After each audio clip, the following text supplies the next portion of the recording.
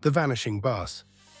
The mysterious tip San Francisco is a city of endless motion, streets lined with commuters, tourists, and night wanderers. But among the sea of yellow cabs and rumbling streetcars, whispers began circulating about an unusual vehicle that appeared only on foggy nights. Bus 66. It never showed up on any official transit schedules, yet people, tired, distracted, or simply desperate to get home, still stepped aboard without hesitation. The bus always arrived when someone needed it most. Running late from work, stranded after missing the last train, the dull glow of Bus 66's headlights would cut through the mist, its doors hissing open like a promise of salvation. The driver, a man in a perfectly pressed grey uniform and dark-tinted glasses, never spoke. He simply waited for passengers to board before closing the doors and pulling away into the night. But no one who boarded ever returned. Ethan's curiosity. Ethan Carter was a journalist with an eye for urban legends. For months, he had heard murmurs about the vanishing bus, missing persons cases linked by one chilling detail. Their last known sighting was near a mysterious grey bus. Skeptics dismissed it as coincidence, but Ethan wasn't so sure. Something about the stories gnawed at him, urging him to investigate further. One night, armed with nothing but his flashlight and notebook, Ethan decided to wait. He positioned himself at a deserted intersection downtown where the bus had been reported before. Midnight came and went. The street was silent except for the occasional drunken laughter drifting from nearby bars. Just as Ethan was about to leave, headlights pierced the fog. The bus rolled up, its exterior devoid of logos or route numbers. Its doors side open, inviting him inside.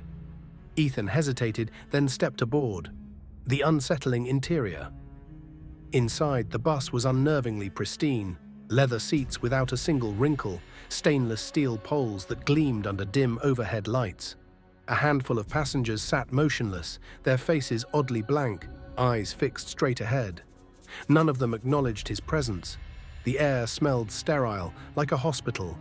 Something about the silence made his skin crawl. As the bus lurched forward, Ethan tried to make conversation with the nearest passenger, a woman in business attire. "Excuse me, do you know where this bus is going?" She didn't blink, didn't move. Her chest rose and fell, but her eyes remained unfocused. Ethan tried again, still no reaction. A chill ran down his spine.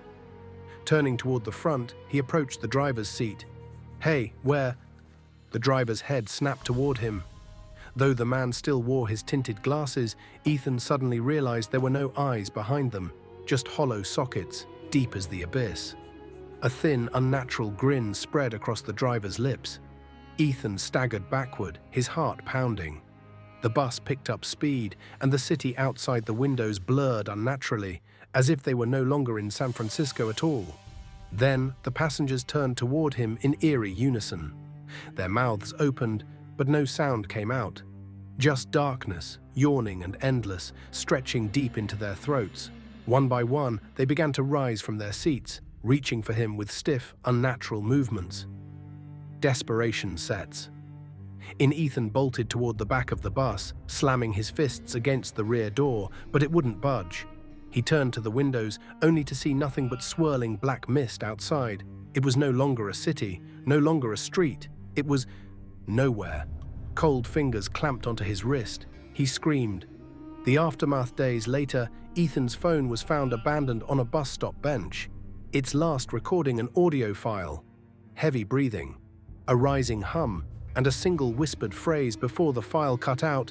Route completed. New passenger acquired.